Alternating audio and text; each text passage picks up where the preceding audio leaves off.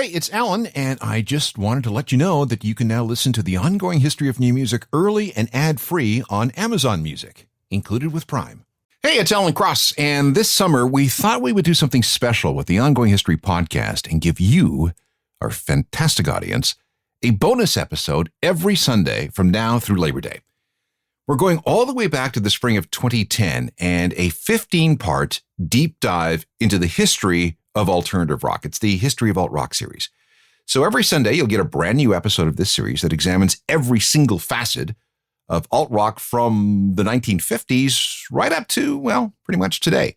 And don't worry, because we'll have a brand new episode of the Ongoing History podcast for you every Wednesday as well. So you're getting 2 podcasts every week now through Labor Day. I hope you enjoy. And thanks for supporting the Ongoing History of New Music. All right, I'm going to need you to stay with me on this. You might think I'm going insane, but I'm not. Okay, here we go. You can start the music.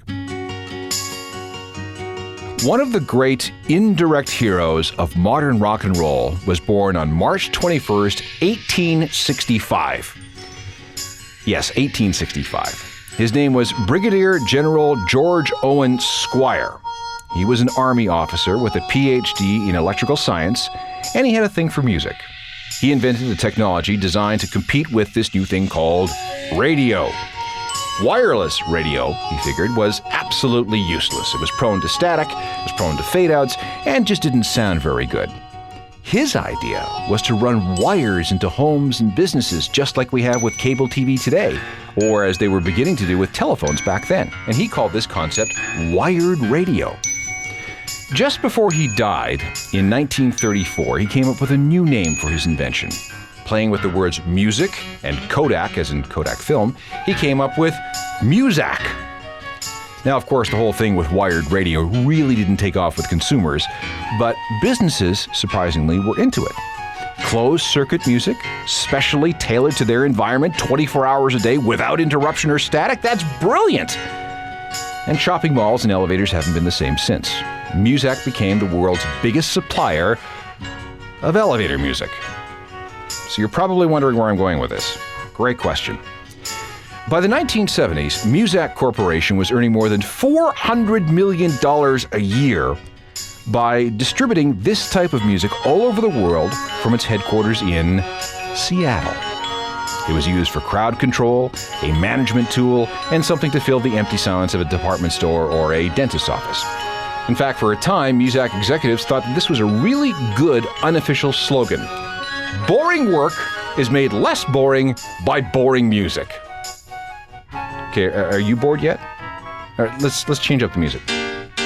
52 years after George Squier died, a new type of music started coming from the back room of Muzak headquarters in Seattle. But it wasn't exactly elevator music.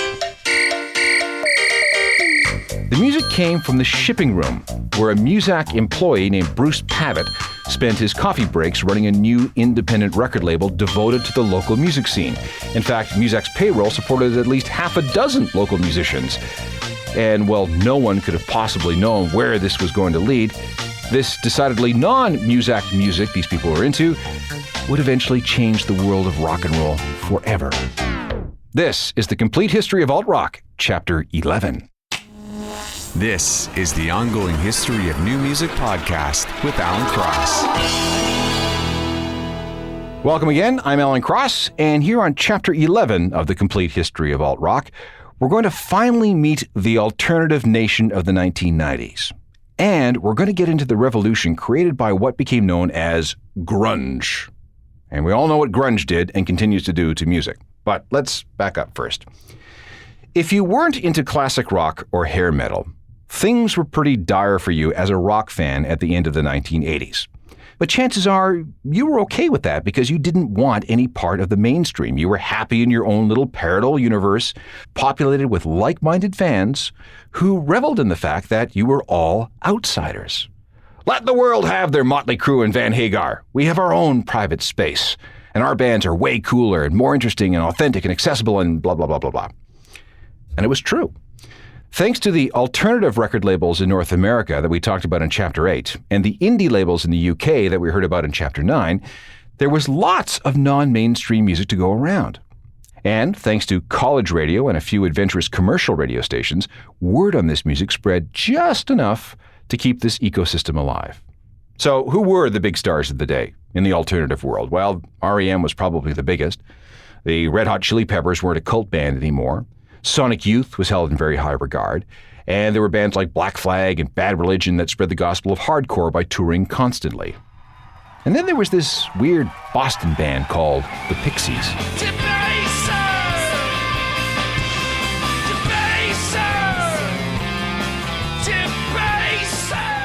The Pixies with Debaser from their 1989 album entitled Doolittle. Now today, this is considered a classic of alt-rock. Back then, they couldn't find anyone in America to release it, so they had to go through 4AD, the British label which specialized in experimental and avant-garde post-punk. We met them in chapters 9 and 10. Now, in the grand scheme of things, the Pixies didn't have a lot of fans, but there were a few key people who thought they were amazing. One of those people was Perry Farrell, the founder of a band called Jane's Addiction. Now, Jane's rose out of the same scuzzy Hollywood stew as Guns N' Roses, but they didn't sound anything like them.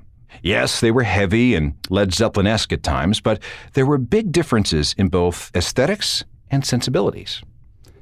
Perry had an epiphany, this profound revelatory moment at the 1990 Reading Festival in England. He saw 30,000 kids jumping up and down, screaming their brains out to Debaser by the Pixies, and he was impressed. And he thought to himself, hey, why can't we replicate the UK festival experience in America?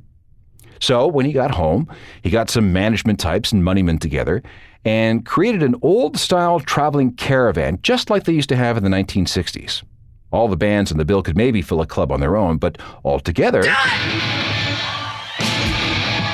theory went, maybe they could fill an arena or a stadium. They called the project Lollapalooza.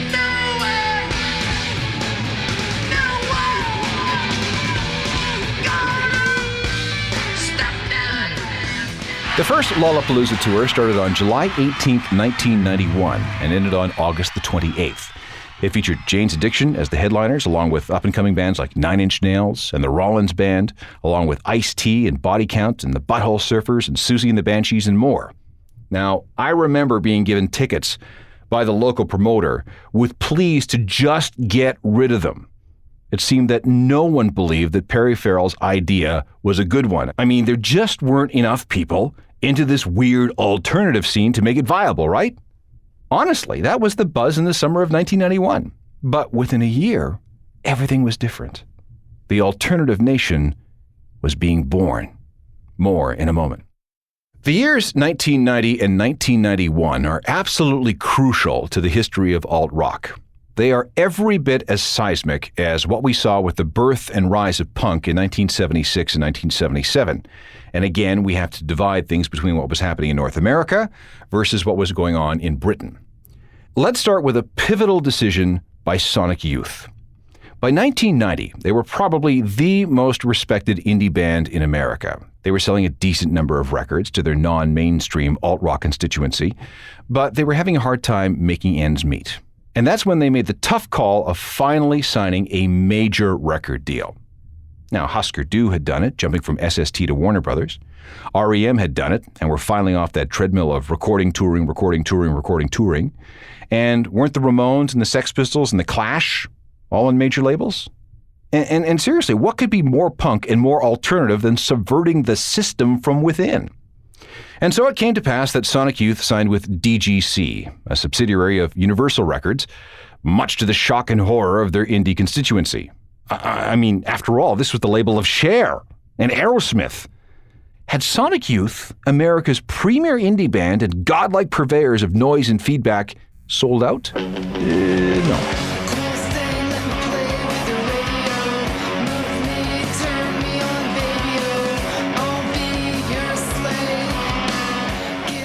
Sonic Youth and Cool Thing from Goo, their major label debut, released on June 26, 1990. And when it came out, it was scrutinized by the faithful for any sign that Sonic Youth had been tamed by the establishment.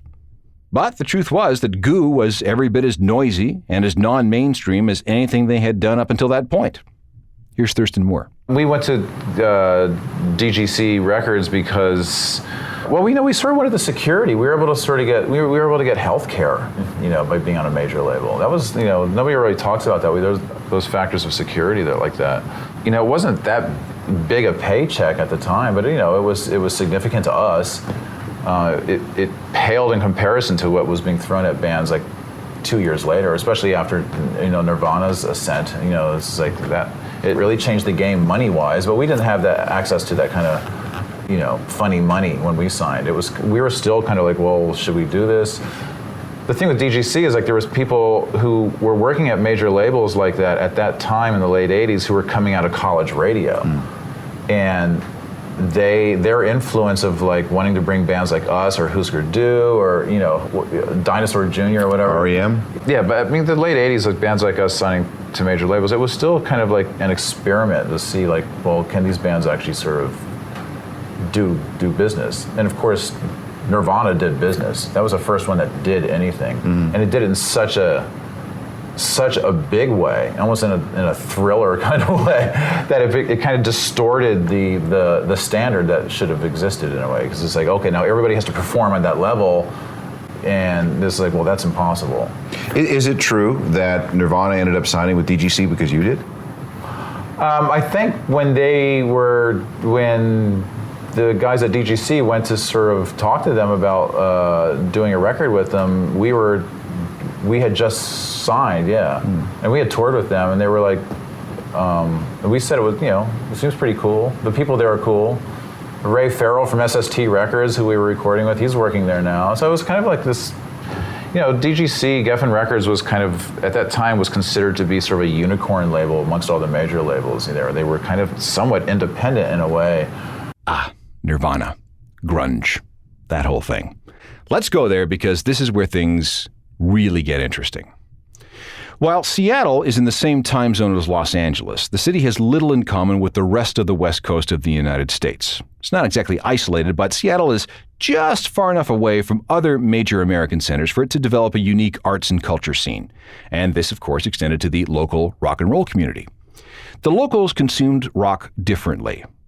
If Iggy Pop was the godfather of punk and the Ramones were the Johnny Appleseeds of alt-rock, well then Neil Young, a big favorite in Seattle, is the godfather of grunge.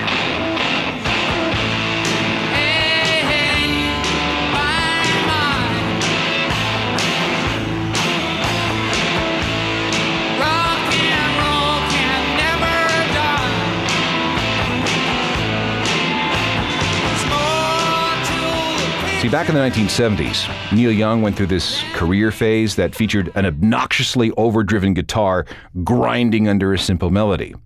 This calculated sloppiness had a certain appeal, especially for some reason to the kids in Seattle.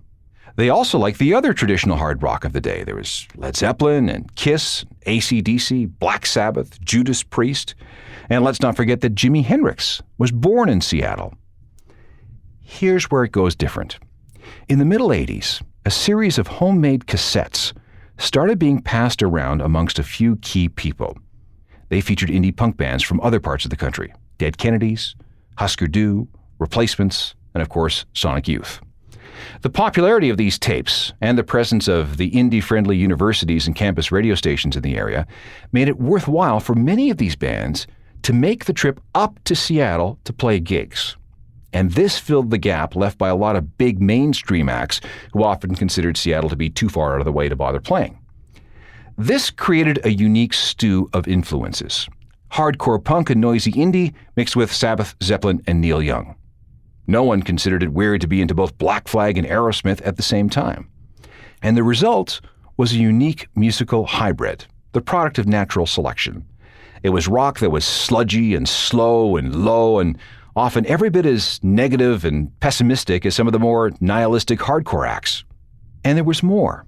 Some of the lyrics seemed, more introspective than usual. Adding to everything was that the bands of the Pacific Northwest seemed to have their own look, but that was actually unintentional. Most of the members of the music community couldn't afford the cool new wave outfits or the spandex and big hair look of the big mainstream rock bands of the day. They had to settle for the functional logging industry clothing that they could find at their local thrift shops. But this emerging scene still didn't have that much of an identity. It was fractured, it was looking for focus. That came along in the fall of 1985 when several local bands contributed songs to a compilation called Deep Six. And although it took more than 2 years for all 2,000 copies to sell out, this was an important record. For the first time, the good people of the Pacific Northwest could hear what was happening in their region. One of the groups on the album was led by one of the people responsible for distributing those legendary homemade punk cassettes, Buzz Osborne and his band, the Melvins.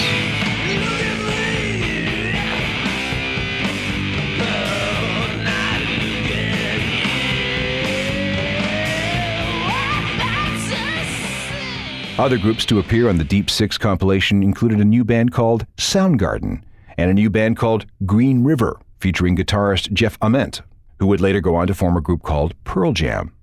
Another member of Green River was Mark Arm. Mark had a day job in that warehouse at Muzak Corporation. In the early 1980s, he wrote a letter to one of the local entertainment weeklies, and he described this band, a purely fictional band, as pure grunge.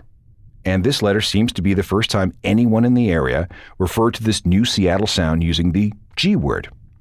Mark's buddy and co-worker at Muzak was Bruce Pavitt. He was also a big fan of the local music scene. In fact, he was so inspired by the Deep Six collection, he decided that he would do something similar.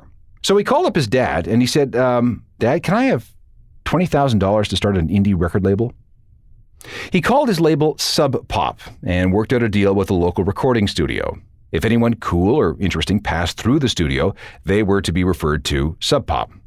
The first thing the label did was release a collection called the Sub Pop 100 in July of 1986. The second release came in July 1987. It was an EP by Green River called Dry as a Bone. After that, Pavitt entered into a partnership with Jonathan Poneman, a concert promoter and sometime DJ at a nearby college radio station called KAOS, or Chaos. Although Sub Pop was terminally broke, the label nevertheless offered the Seattle underground some kind of cohesion. Local acts now had a way of releasing material without jeopardizing their hard-earned punk credentials. This included a Deep Six group who took their name from a sculpture on the shoreline of Lake Washington in Seattle. We've already talked about them. They were called Soundgarden.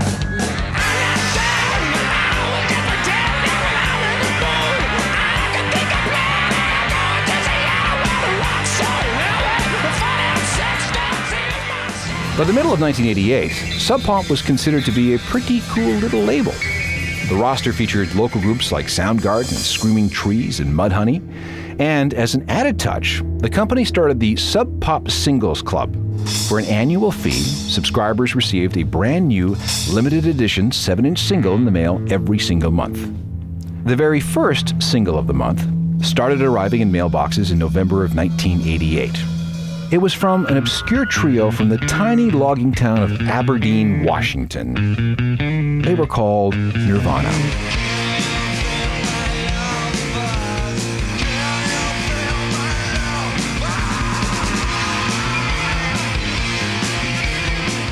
Nirvana, featuring, of course, Kurt Cobain, a stoner and former janitor who was such a big fan of the Melvins that he sometimes roadie for them for free. Now, of course, back then, you would never know that Nirvana would eventually be the savior of Sub Pop and that they'd change everything in rock. But that was still a few years off. Meanwhile, things were happening quickly in Seattle. Major record labels had heard about the developing scene, and they were in town, snapping up some of the bigger bands. Alice in Chains, they were signed by Columbia. Soundgarden defected to a major. And then there was the fallout from a band called Mother Love Bone. That story in a moment. Welcome back to Chapter 11 of the Complete History of Alt-Rock. We're in 1990 now, and local Seattle heroes Mother Love Bone is about to release a debut album called Apple. 3 weeks before it comes out, singer Andrew Wood dies of a heroin overdose. Some of the surviving members of Mother Love Bone got together with friends from Soundgarden and a few other local musicians to record an album in Andrew's memory. They called their Seattle group Temple of the Dog.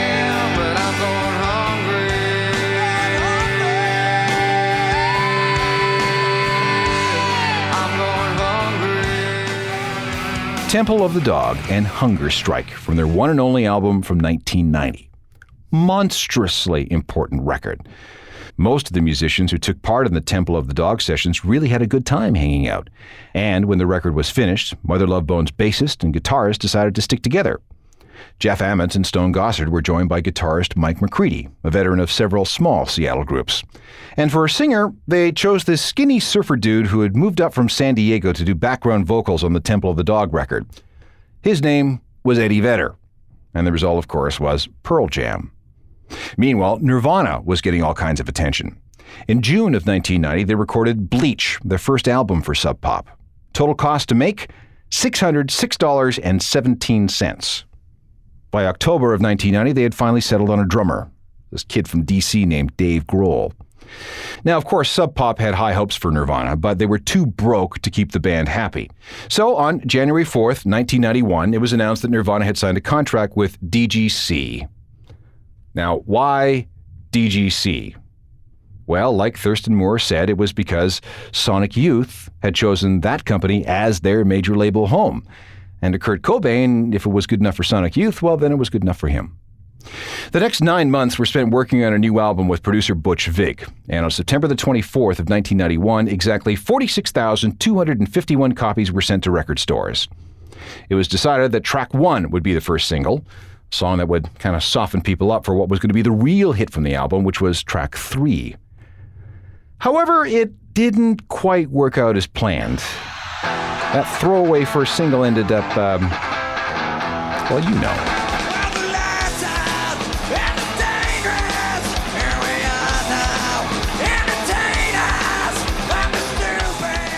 Released to radio on August 27, 1991, and on album to everyone on September the 24th, 1991, Smells Like Teen Spirit. The album, of course, was Nevermind. The band was hoping to sell maybe 200,000 copies total. Yeah. By Christmas, the album was selling 300,000 copies a week. It took just 65 days to sell its first million. 41 days after that, the 2 millionth copy was sold. It would stay on the Billboard charts for 92 uninterrupted weeks. Gross revenues from just that one record? Somewhere north of $100 million.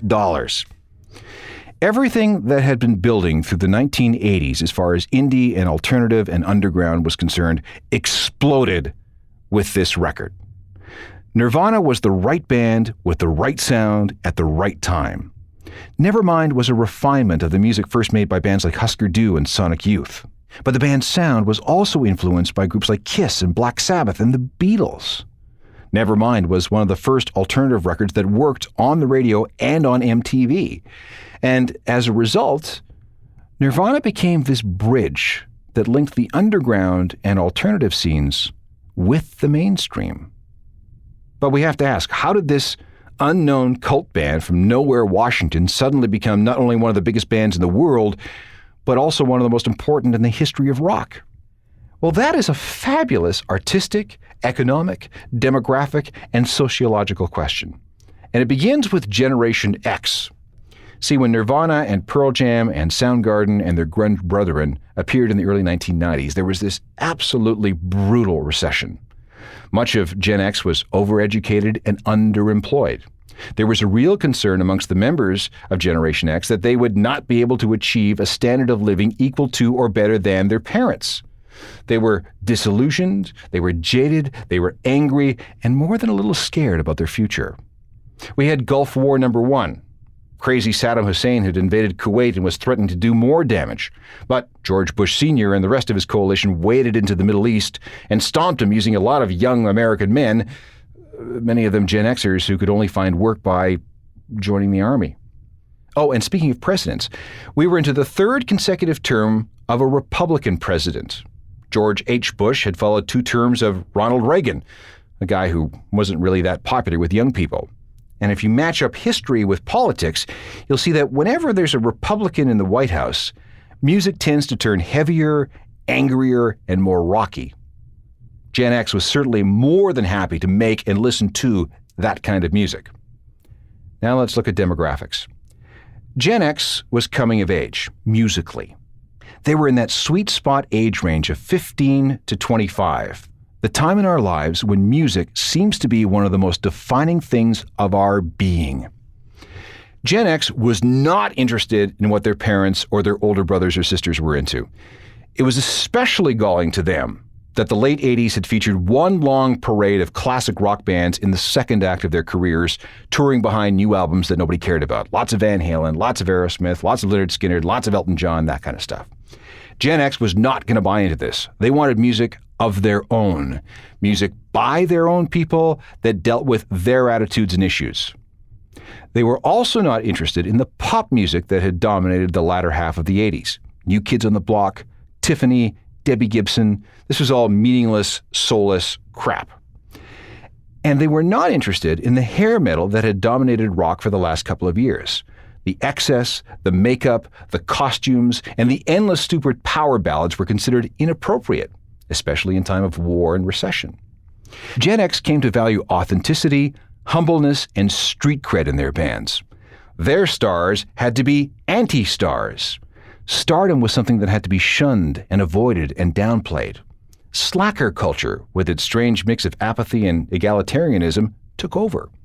It was supposed to be about the people, about the fans, and about real, honest music. Bottom line, it's basically a return to the punk ethos of the 1970s, when there were no barriers between the performer and the audience. It was music made by regular people for regular people. The fuse had been lit by the alt-rockers of the 1980s, and Nirvana was just there when the explosion went off. And with impeccable punk rock credentials, Nirvana continued to enjoy the support of alternative music fans even after they went multi-platinum.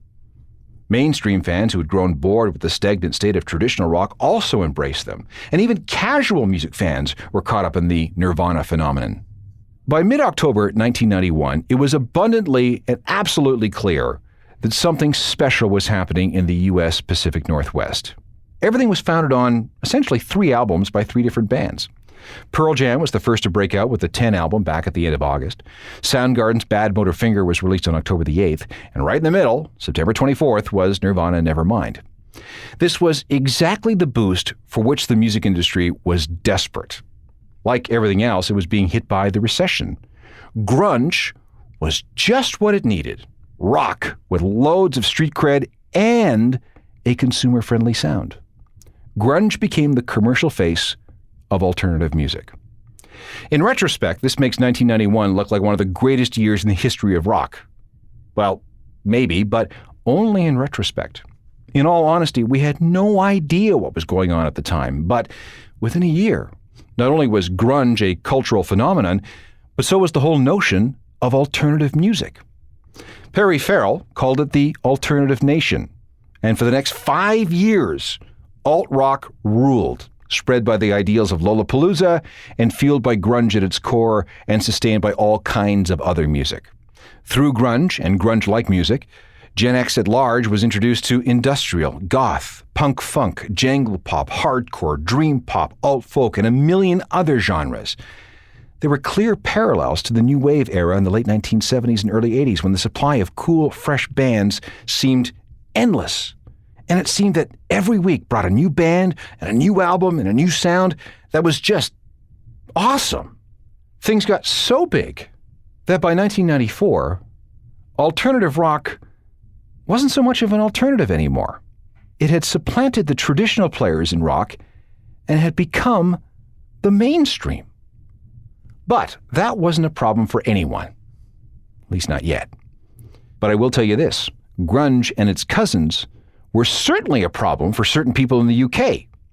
And this is where we're headed for on Chapter 12 of our complete history of alt-rock. The middle of 1991 through the end of 1995 were some of the most interesting years in North American rock. Grunge opened up so many new avenues for so many different musicians and fans in so many places around the world.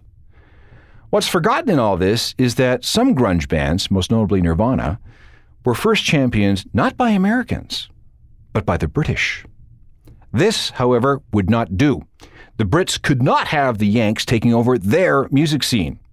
The colonials would have to be repulsed and sent packing back across the Atlantic. And that would be done using something that would become known as Britpop. That's how we'll spend Chapter 12, the complete history of alt-rock. Technical productions by Rob Johnston. I'm Alan Cross. You've been listening to the Ongoing History of New Music podcast with Alan Cross. Subscribe to the podcast through iTunes, Google Play, Stitcher, Spotify, and everywhere you find your favorite podcasts.